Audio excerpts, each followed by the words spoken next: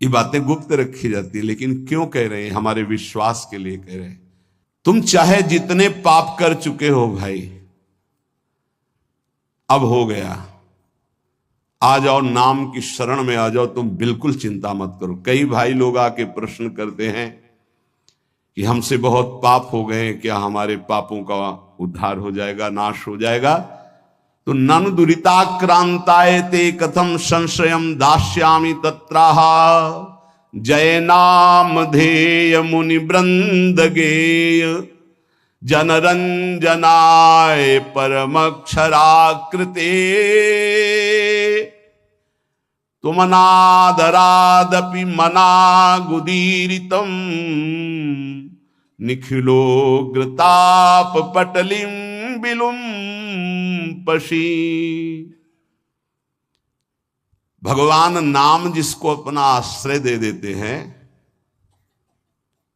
कोई भी पाप ऐसा नहीं कि उसको दंड दे सके। ध्यान रखना, नहीं प्रश्न खड़ा हो जाएगा फिर महात्माओं को एक कष्ट क्यों मिलता है? ना नवीन पाप, वर्तमान का नहीं पाप, पूर्व के संचित पाप नहीं, ये प्रारब्ध का है जिससे शरीर रचना हो गई। यहां संचित भस्म, आगे त्रुटि हो जाएगी वो भस्म, वर्तमान में त्रुटि हो गई वो भस्म। बहुत विवेक की जरूरत है सत्संग सुनने के लिए। अगर आप नहीं सुनेंगे तो प्रश्न खड़ा हो जाएगा कि सर्व पापनाशक नाम है, आप ऐसा कह रहे तो फिर महात्मा जन क्यों भोगते हैं? ये पाप का फल वर्तमान का नहीं है, ये भूत का नहीं है, ये भविष्य में हो जाएगा तो भी उसका नहीं है। ये प्रारब्ध भोग है जो अनेक जन्मों के संचित कर्म गोदाम से निकालकर इस शरीर की रचना हो चुकी है। अब हम भजन कर रहे हैं, रचना पहले हो चुकी कि 25 वर्ष में ये होगा, 30 वर्ष में ये होगा, 45 वर्ष में ये होगा। मैं जिसको अपना आश्रय दे देता हूं, कौन? नाम। भगवान कह रहे नाम ये साक्षात सच्चिदानंदमय है। बड़े बड़े मुनिगण मेरा गायन करते हैं, मैं भक्तों के हृदय का अनुरंजन करने वाला हूं, मैं अक्षर रूप से अवतार लेता हूं। ध्यान रखिए, ये हमारे लिए भगवान का अवतार हमारे मुख में, हमारे मानस पटल में, हमारे हृदय में हो रहा। क्या? राधा। ये अक्षर अवतार है भगवान का। मैं अक्षरों की आकृति धारण करता हूं, जो मेरी शरण में आ जाता है मैं उसकी जय करा देता हूं। जिते विनायक शुभ अशुभ विघ्न करे नहीं कोई, विघ्न करे नहीं कोई, डरे कलिकाल कष्ट भय, हरे सकल संताप हरस हरिनाम जपत जय। पक्का ये सत्य है, ये वैभव संपन्न है, ये अकाल है। बोलते हैं सिख भाई, जो बोले सो निहाल, सत्य श्री अकाल। कालातीत तुम्हें बना देगा, श्री संपूर्ण वैभव प्राप्त हो जाएगा। सत्य है, वैभव संपन्न है, कालातीत है, और जो इसको बोले तो निहाल हो जाए। कह रहे हैं उसकी जय हो जाती है। एक एक शब्द पकड़ो, हृदय आनंद में भर जाएगा। मैं अक्षर रूप धारण करता हूं, राधा राधा राधा। ये जो आपके मानस पटल पर राधा राधा, ये प्रियाजू ने अक्षर आकृति धारण करके आपके हृदय में पर्सनल अवतार लिया है। नाम भगवान कर, मेरा उत्कर्ष नामी से भी बढ़कर है। नामी ने तो एक अहिल्या जी का उद्धार किया, वर्णन आता है चरण स्पर्श करा के, और नाम जब स्पर्श किया तो करोड़ों अहिल्या परम पद में पहुंच गई, कौन जानता है। भगवान जब अवतार लेते हैं तो बड़े बड़े असुरों को मारते हैं, नाम जब अवतार लेता है तो ऐसे जिनको जानता भी नहीं कोई, कितने पापाचारी, और वो सब भगवत पद को प्राप्त हो गए। नाम का उत्कर्ष नामी से भी बढ़कर के है। यह उत्कर्ष केवल हम सबके कल्याण के लिए नाम भगवान धारण करते हैं। जो आदर पूर्वक नाम जप करता है उसकी तो बात ही क्या है।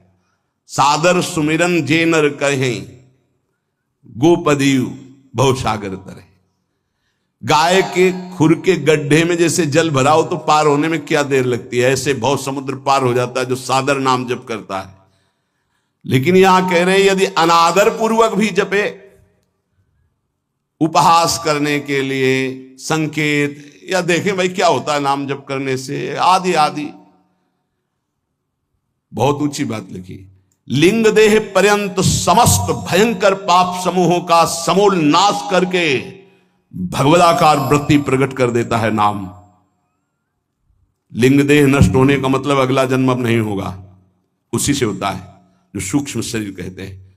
खत्म खेल। नाम, नामाकार वृत्ति, ये बहुत बढ़िया चांस है। जो रोज ये आपको सत्संग मिल रहा है, आप पकड़ लीजिए, पकड़ लीजिए। अगर आप पकड़ लेंगे तो निहाल हो जाएंगे, इस बात को समझ लीजिए। न च नामाभाषः पापान्येव दग्ध्वा निवर्तते अपितु स्वावाच्ये भक्तिं च प्रकाशयतीत्याह। नाम की तो बात जाने दो, नामाभाषी तुम्हारे पापों का सर्वनाश कर देता है। जैसे आप पूरा नाम कहना चाहते थे राम, लेकिन रा उच्चारण किया, मां नहीं कह पाए, शरीर छूट गया, तो आपको भगवत प्राप्ति हो जाएगी। पूरा नाम उच्चारण करना चाहते थे राधा, पर रा उच्चारण हुआ, धा नहीं कर पाए और शरीर छूट गया, आपको भगवत प्राप्ति हो जाएगी। यदा भासोप्यद्युन कवलित भवध्वांत विभवो दृशम तत्वाधानामपि दिशति भक्ति प्रणयनीम जनस्तस्यो दातम जगति भगवन् नाम तरणे कृतीते निर्वुक्तुम क इहि महिमानं प्रभवति। यदि जिह्वा से निकल रहा है राधा राधा राधा, राम कृष्ण हरि, जो नाम बोले, ये पाप ही केवल भस्म नहीं कर देता, पाप प्रवृत्ति को भस्म करके विशुद्ध भक्ति को प्रकाशित करता है।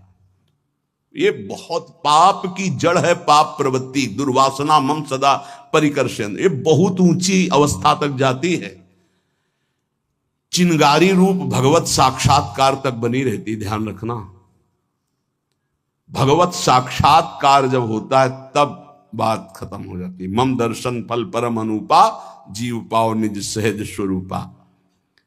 ये छोटी मोटी साधना से दबते हैं, चिंगारी बनी रहती, घास फूस मिली, हवा अनुकूल पड़ी तो ज्वाला बन जाएगी। यदि आपकी जिह्वा पे नाम चल रहा है तो नाम सूर्य की तरह प्रकाश करता है अंदर। कोई आंधी तूफान किसी तरह बुझा नहीं सकता। ये आग नहीं है, ये सूर्य का तेज है। संसार में कौन ऐसा प्रवीण होगा जो नाम की संपूर्ण महिमा कहने में समर्थ हो? कहूं कहां लगी नाम बड़ाई, राम न सकहीं नाम गुण गाई। भगवान भी अपने नाम की महिमा का पूर्ण वर्णन नहीं कर सकते तो औरों की बात क्या। अश्मोर्ध महिमा आज तक कोई नाम के यथार्थ नहीं कह सका। 2000 जिह्वा वाले भगवान शेष जी महिमा का वर्णन करते करते पूर्ण आज भी नहीं कर पाए। कोई नहीं, ऐसा नाम का प्रभाव है कि कोई नहीं आज तक पूर्ण महिमा का वर्णन कर पाया।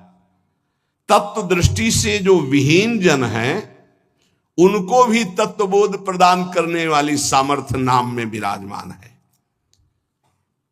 अथैकांतिक भावो नोपासितम नाम भोगैक विनाश्यमपि प्रारब्धम विनय भोगाद विनाशयतीत्याह। यदि नाम जापक उपासक चाहे कि मुझे प्रारब्ध ना भोगना पड़े तो ये भी सामर्थ्य भजन में है कि प्रारब्ध नष्ट कर देगा, पर भगवत प्राप्ति में बाधा आ जाएगी। भगवत प्राप्ति में बाधा आ जाएगी। यहां ध्यान दीजिए, अगर किसी को ऐसा लगता हो कि भजनानंदी संतों को जो रोग आता है अगर भजन में दम हो तो मिटा दें, तो आप देख लीजिए शास्त्र प्रमाण। वो कह रहे अथैकांतिक भावे नोपासितम नाम भोगैक विनाश्यमपि प्रारब्धम विनय भोगाद विनाशयति। बिना भोगे प्रारब्ध का विनाश हो जाएगा भजन करने से। तो क्यों नहीं करते संत जन अपने प्रारब्ध का नाश? क्योंकि भगवत प्राप्ति में बाधा पड़ जाएगी। तो शरीर अविनाशी थोड़ी है। मानो कैंसर है, किडनी फेल है, ये है वो है, तो ये अपने समय तक के लिए है। जहां समय पूरा हुआ तो जिनकी किडनी ठीक है वो मरते नहीं है क्या? जिनको कैंसर नहीं, वो मरते नहीं क्या? अरे बड़े स्वस्थ, गाते बजाते चले जाते हैं। गाना बज रहा है, वो आगे गाड़ी में राधा वल्लभ श्री हरिवंश गए। समय है एक इसको ज्ञान होता है भक्त का। तो भक्त अपने भजन का प्रभाव प्रारब्ध नष्ट करने में नहीं करता, ध्यान रखना। नहीं तो शास्त्र आज्ञा करता है कि भोगैक विनाशमपि प्रारब्धम विनयो भोगाद विनाश्यति त्याह। बिना भोगे प्रारब्ध का नाश हो जाएगा। अभी तक सुनते रहे कि पूर्व पाप, संचित कर्म पाप और आगे वर्तमान में हो, ये सब अहम तो हम सर्व पापेभ्यो मोक्षयिष्यामि मा शुचा, प्रारब्ध भोगना पड़ता है। तो अब यहां कह रहे हैं कि अगर नाम निष्ठा पूर्वक जपा जाए, अथैकांतिक, एकांतिक भाव, नाम किसी हमारे पास और कोई बल नहीं, कोई साधन नहीं, अथैकांतिक भावो नोपासितम नाम, जो भाव से नाम की उपासना करता है, तो भोगैक विनाशमपि प्रारब्धम विनय भोगाद विनाश्यति त्याह, बिना भोगे प्रारब्ध का नाश हो जाएगा। जैसे श्रीधर बाबा हमको एक चरित्र सुनाए थे राधा कुंड के संत भगवान का, कि वो रोज सोहनी लगाते थे राधा कुंड में। कोई थूक दे कोई ऐसा तो उसे साफ करके राधा कुंड के जल से, ये हमारे प्रिया प्रीतम यहाँ विहरण करते हैं। और भिक्षान्न से उदर पोषण करते थे, खूब निरंतर नाम जप करते थे। एक दिन वो राधा कुंड की सेवा करके बैठे ही थे कि एक काला दुर्गंध युक्त पुरुष आया। उसने कहा, बाबा मुझे स्वीकार करो। तो बोले, कैसा? बोले, मैं 12 वर्ष का गलित रोग कुष्ठ हूं, जो तुम्हारे शरीर पे आना चाहता हूं, पर इतना भजन है कि मैं बिना आपकी आज्ञा के आ नहीं सकता, मैं प्रारब्ध हूं आपका। 12 वर्ष गलित कुष्ठ। उनका, भाई इतना समय नहीं है हमारे पास कि मैं भोगूं, ये हमसे तुमसे नहीं पूछा जाएगा। हाँ, ही ऐसे बड़े भजनानंदी गुरुजनों की बात है। उनका हमारे पास समय नहीं है। दूसरे दिन फिर बाबा स्वीकार करना पड़ेगा, हम 12 वर्ष का गलित कुष्ठ 6 साल में भुगवा देंगे। नहीं हमारे पास समय। क्रम से रोज आते रहे। एक दिन आए, बोले बाबा स्वीकार कर लीजिए प्रारब्ध, या फिर भजन से नष्ट कर दीजिए। भजन तो नहीं देंगे, भजन नहीं देंगे। तो बोले बाबा स्वीकार करो।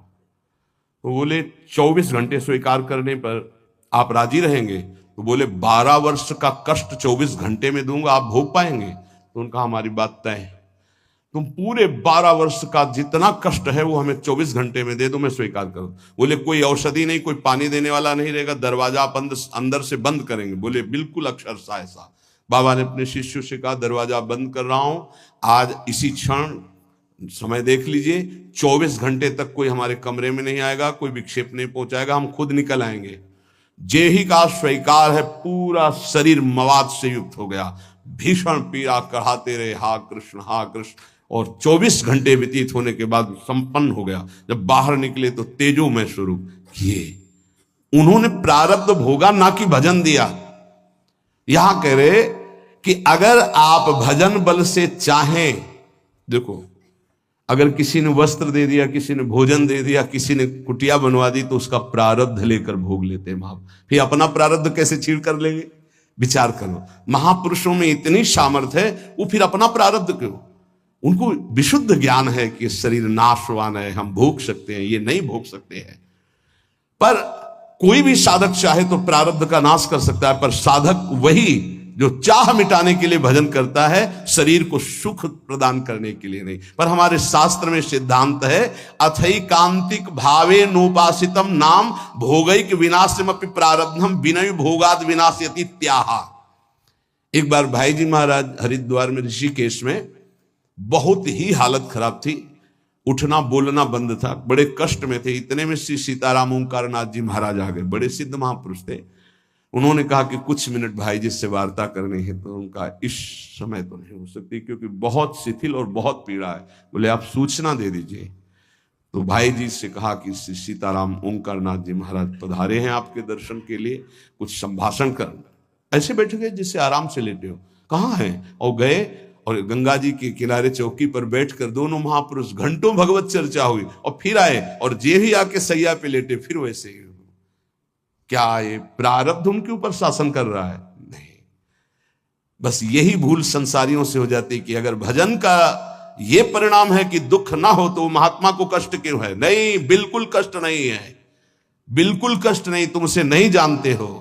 तुम बाहरी ढांचे को कष्ट में देखकर कष्ट जानते हो। अगर तुम्हारे अंदर वो विवेक हो, वो सामर्थ्य हो, या कोई मशीन बनी हो, उनकी छाती में लगा के देख लो। ऐसा परमानंद विश्व में किसी को नहीं होगा जैसा भगवत भजन करने वाले को होता है। भोग के द्वारा ही प्रारब्ध का विनाश होता है, ऐसा शास्त्रों में पाया गया। पर नाम में इतनी सामर्थ्य है, प्रारब्ध कर्म भोगे बिना नष्ट हो जाएगा। नहीं तो प्रारब्ध बड़े बड़े तपस्वी ज्ञानियों भक्तों ने भी स्वीकार करके भोगा है। प्रारब्ध कर्म स्फुरण होके नष्ट हो जाएगा। स्फुरण स्वप्न में देखा आपने, 4 लोग आए, मार लाठी, आपको बहुत पीटा, आंख खुली, एक और डंडा ले लगे, प्रारब्ध भोग नष्ट हो गया। कुछ प्रारब्ध भोग भगवान भगवा देते हैं और हजारों प्रारब्ध भोग कटवा देते हैं। हजारों प्रारब्ध भोग स्वप्न में कटवा देते हैं। विश्वास करना, भगवान बड़े लीला बिहारी हैं। अपने जनों के प्रारब्ध को बहुत मात्रा में जो लिखे हुए हैं उनको तो स्वप्न में कटवा देते हैं। कुछ ऐसे थोड़े देते हैं, और वो भी ऐसा मार होता है प्रारब्ध का भगवान के भक्तों का। जैसे कोई पड़ोसी से बालक कुछ बिगाड़ करके झगड़ा कर लिया, अब पड़ोसी मारने आ रहा है तो उसकी मैया बड़ी प्रवीण होती, दौड़ के जाती है। वो कहती है, अरे रुको रुको, कहा था दुष्ट तू मानेगा नहीं। वो इतना गुस्सा करके ऊंचे हाथ उठा के, और हाथ पीठ में आते आते नरम पड़ गया, धीरे से लगा, फिर ऊपर उठा तो आसपास, अरे बहन जी रहने दीजिए, आप कहते हो तो हम मान जाते, नहीं हाथ तो इसकी खाल उधेड़ देती। ऐसा प्रारब्ध भोग भोगवाते भगवान। समझ पा रहे हो? हाथ बहुत ऊंचा उठा रही मैया, पर उसका लाला है इसलिए बहुत धीरे पड़ता है जाकर के। अगर पड़ोसी मारता तो भले हाथ ऊंचा ना उठता, लेकिन वो बहुत जोर का लगता। तो ऐसे ही प्रारब्ध पड़ोसी की तरह पिटाई करता है सबकी, लेकिन भक्तों के प्रति जब पिटाई होती है तो मैया की तरह पिटाई होती है। हाँ, जैसे कुम्हार नीचे हाथ लगा के ऊपर पिटाई करता है ना मटकी की, ऐसे भगवान आनंद सिंधु सत्य कह रहे हैं, आनंद का हाथ लगा करके ऊपर से प्रारब्ध को भगवा देते हैं। ब्रह्म विद्या का साक्षात्कार करने वाले महापुरुषों के संचित भस्म हो जाते हैं, क्रियमाण का नाश हो जाता है, परंतु प्रारब्ध भोगना पड़ता है। परंतु वही प्रारब्ध नाम निष्ठा वाले को चाहे तो स्पर्श भी नहीं कर सकता। इसमें वेद प्रमाण है, सा एव सर्वेभ्यः पापमभ्यः उदितः उदेति ही वै सर्व पापमभ्यो या एवं वेद उदिति तस्य नाम। जो तपस्या साधना वेदांत के द्वारा सारे पाप भस्म कर चुका है, वो पूर्व और वर्तमान के पापों से छुटकारा पा जाता है, पर उसे प्रारब्ध भोगना पड़ता है। पर यदि नाम जापक है ये जो नाम जापक है उसको प्रारब्ध भी भोगना नहीं पड़ेगा, यदि वो चाहे तो। पर क्यों चाहेगा? अरे ब्रह्मास्त्र का प्रयोग मच्छर मारने के लिए थोड़ी होता है। आप आगे बढ़ो, खुद आपका हृदय कहेगा आओ प्रारब्ध स्वीकार करते हैं, लेकिन भजन एक भी नाम नहीं देंगे तुम्हें, भोग लेंगे हम। बहुत बढ़िया बात है। देखो, जब पैसे में मात हो जाता है ना, तो जिससे उधार लिया जाता है, कहा जाता है 2 दिन काम करवा लो यार, पैसा मत लो, शरीर से हम काम कर देंगे, पैसा हाँ राजी। ऐसे ही भक्त होता है, शरीर से हम भोग लेंगे, भजन नहीं देंगे तुम्हें, हाँ राजी, आओ देव कष्ट। और आर्त भाव से पुकारेंगे राधा राधा राधा, हम तो माला माल है, हमारा घाटा क्या है। अभी शरीर छूटे तो प्रियाजू मिलेंगे, कल छूटे तो प्रियाजू मिलेंगे, 10 वर्ष बाद छूटे तो प्रियाजू मिलेंगे। जो यहां कर रहे हैं वहां करना है। यहां आप लोगों के रूप में बैठे हुए भगवत चर्चा हो रही है, वहां प्रियाजू के सामने प्रियाजू का यश गा करके नाचेंगे, गाएंगे, खेलेंगे, कूदेंगे अपनी स्वामिनी जी के साथ। घाटा कहाँ है हमारे पास? तद वृंदावन धाम नाम रसदम बंदामि राधापते। मैं उसी वृंदावन की उपासना करता हूं जिसके कण की आशाएं बड़े बड़े महापुरुष करते हैं। राधापति प्रिया प्रीतम ने मुझे उस रस का दान कर दिया है। ये बातें गुप्त रखी जाती है, लेकिन क्यों कह रहे हैं? हमारे विश्वास के लिए कह रहे हैं। फल दे दिया है ऐसा लिख सकते थे, लेकिन का रस दान कर दिया है, दान भिक्षुक को मिलता है। यहां हम अधिकारी नहीं हैं कि हमारी साधना का फल मिला कि श्यामा श्याम के चरणारविंद का महामाधुर्य प्रेम रस, तो इनसे बड़ा कौन साधक होगा। ये तो सिद्ध है। 88 हजार वर्ष की समाधि लगती जिसमें हम सैकड़ों बार जन्म लें और मर जाएं, तो उनकी एक समाधि के बराबर हमारा जीवन नहीं होगा। हमारे पास कुछ नहीं है, हमको कृपा से घसीटा गया। अब हमारे पास केवल उनकी दया कृपा करुणा ही है कि हमारा निस्तार कर सकती है। तो ऐसे दाता है कि हमें श्यामा श्याम अपने आप को दे दिए। अति उदार बिभि सुंदर सुरत सूर सुकुमार, ये सुकुमार तत्व युगल सरकार महादानी हैं। ये अपना दान करने के लिए अपनी कृपा का अवतार कराते हैं। श्यामा श्याम की कृपा का अवतार कौन है। आचार्य कृपा रूप जो वप धर्यो, तभी कहा गया महिमा तेरी कहा कहो श्री हरिवंश दयाल, तेरे द्वारे बटत है सहज लाडली लाल। सहज शब्द देख लीजिए, बस पंक्ति में बने रहिए। आपको ये चिंता नहीं करनी कि आपके अंदर क्या विकार चल रहा है, आपका भजन कितना चल रहा है, आप किस कोटि के साधक हैं। यहां इसका कोई गणना नहीं। यहां गणना है पंक्ति में खड़े रहो, बस इधर उधर नहीं डोलना। अगल बगल से पंक्ति लगी हुई है, वो आपको बुलाएंगे, बहुत समय हो गया खड़े रहते, कुछ मिला, बोले नहीं अभी तो खड़े हैं, बोले आ जाओ हमारी पंक्ति में, देखो क्या बट रहा है, आनंद लीजिए। तो ऐसा ना गलती करें। ये जो शरणागति प्रिया प्रीतम की मिली, बस इसी पंक्ति में बने रहना। तो महिमा तेरी कहा कहो श्री हरिवंश दयाल, तेरे द्वारे बटत हैं सहज लाडली लाल। इसी पंक्ति से बड़े बड़े रस सिद्ध महापुरुष हो गए हैं। वैसी पंक्ति में आप भी जा रहे हैं। और पंक्ति का एक प्रभाव होता है कि चलना नहीं पड़ता, धक्के से आगे पहुंचा दिया जाता है। जब जोरदार पंक्ति लगी हो, आप बिल्कुल सेट हो जाओ उस पंक्ति में, तो पीछे से रेला आएगा, आप आगे पहुंच जाएंगे। जैसे बरसाने लाडली जी के दर्शन करने जाए ना, तो ये देखा ना, धक्का लग लग करके एकदम सामने पहुंच गए और लाडली जी के दर्शन, बस अपने को पंक्ति में खड़ा कर दो। हमारी सामर्थ्य नहीं इस पंक्ति में खड़ा होने की। अगर अपने को पूछा जाए कि तुम्हें क्या चाहिए उस पंक्ति में खड़ा करें, तो बहुत घटिया मांग होगी। इतने रुपया दे दो, इतना मकान दे दो, दुल्हन दे दो, ये दे दो, वो दे दो। अगर हम पूछा जाए हृदय से सबके, ये खुल के बताओ तुम्हें क्या चाहिए, तो वो जब बोलेगा ना तो होश उड़ जाएंगे। हम लोगों से मांगा जाए कि आप अपना प्राण, अपना जीवन, अपना सर्वस्व प्रभु के लिए न्यौछावर कर दो, नहीं करोगे। और काम भाव के लिए आप 1 मिनट में तैयार हो जाएंगे प्राण देने के लिए। पक्का समझ, 1 मिनट में ऐसे अमूल्य प्राणों को देने के लिए तैयार हो जाएंगे। कैसे? जानते हो कि अगर इस बात का परिणाम आया तो आपको आजीवन कैद या फांसी मिल सकती है, लेकिन आप उस बात को ना समझकर आप कूद पड़ते हैं। तो हमसे पूछा जाए हृदय की बात, तो संसार प्रिय है प्रभु नहीं।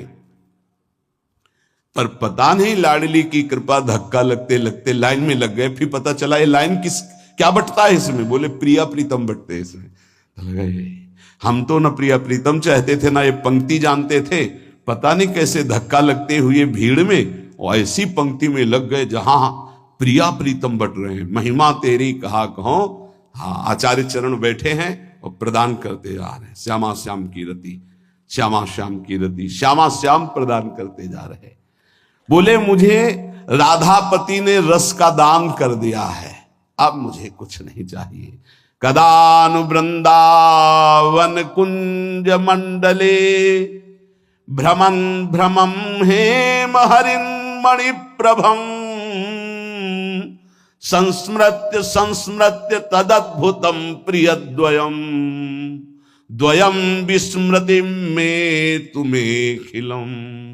आहा, ऐसा कब होगा कि वृंदावन की कुंज कुंज में लीला चिंतन डोलूं, नील हेम मणि युगल नाम सुमिरन ते ही को घोलूं। ऐसा कब होगा? कदान वृंदावन कुंज मंडले भ्रमन भ्रमन हेम हरिन मणि प्रभम मेरे नेत्रों में श्री श्यामाजू और लालजू की छवि छाई है और पद गुनगुनाते हुए वृंदावन की गलियों में डोल रहे। यहां चलना ही परिक्रमा और भजन है, ध्यान रखना। पक्की बात मान लीजिए, हमारी विश्वास करना। यदि संपूर्ण शरणागत हो तो तुम्हें अलग से भजन करने की जरूरत नहीं, पूरा भजन आपका हो रहा है, आपका चलना परिक्रमा हो रहा है, आपका सोना समाधि माना जाएगा। धाम में हो या भगवत आश्रित कहीं भी हो, पूर्ण शरणागति की बात कर रहा हूं। आपका हर बात बोलना यश गाना होगा भगवान का, और आपकी एक एक श्वास भजन माना जाएगा। आपका भोजन पाना भी भोग लगाना पूर्ण यज्ञ माना जाएगा। निद्रा समाधि स्थिति, एक एक कदम एक एक क्षण अब भजन करना नहीं पड़ रहा, स्वाभाविक होता है शरणागति का। ऐसा कब होगा? भ्रमण भ्रमण हमारे पैर चल रहे हैं पर मुझे पता नहीं है क्यों। गौर श्याम जोरी हमारे हृदय मानस पटल पर छाई हुई है और हम गुनगुना रहे हैं। यार क्या अमृत है इन पदों में, बाद में जान पाओगे। अभी विष फैला है जबान में, विषय भोगों का, इन नाना प्रकार के पदार्थों का, इसलिए पदों का स्वाद नहीं आ रहा, नहीं तो डूब जाओगे, डूब जाओगे, सुख में डूब जाओगे। देख सखी राधा प्रिय केली, देख सखी, सखी देख देख प्रिया प्रीतम का कैसा सुंदर रूप है, देखो तो कैसे बन विहार कर। देख सखी राधा प्रिय केली, ये दो खोरी खिरक गिर गहवर, बिहरत कुंवर कंठ भुज मेली। ये दो नवल किशोर रूप निधि, बिटप तमाल कनक मनोबेली। अधर अदन चुंबन परिरंभन, तन पुलकित आनंद रस झेली। ये सखी देखी, आज देख ब्रज सुंदरी, मोहन बनी केली। अंश अंश बाहुदय किशोर जोर रूप रास, मनो तमाल अरुझि रही सरस कनक बेली। देख सखी नव निकुंज भ्रमर गुंज, मंज घोष प्रेम पुंज, गान करत मोर पिकन अपने सुरसों। मदन मुदित अंग अंग, बीच बीच सुरत रंग, तो पल पल हरिवंश पीवत नयन चसक। ये गा तो गए 2 मिनट में, लेकिन जब शोभा उतरेगी ना तो कितने घंटे शिथिल हृदय बना रहेगा। महाप्रेम रस कब ऐसा होगा कि वृंदावन में इन पदों को गुनगुनाते हुए, लीला का चिंतन करते हुए, रूप माधुरी का पान करते हुए घूमूंगा। संस्मृत्य तदद्भुतम प्रियद्वयम, मेरे परम प्राण प्रिय द्वयसी नवल किशोरी नवल किशोर जी की स्मृति में रहूंगा। विस्मृति में तो मैं खिलम, और सब भूल जाऊंगा, केवल स्मृति में मेरे प्रिया प्रीतम रहेंगे। नाम, यदि हमारे मुख में नाम चल रहा है तो ये स्थिति दुर्लभ नहीं है। नाम की अपार महिमा है। ननु दुरिताक्रांताय ते कथम संश्रयम दास्यामि तत्राह।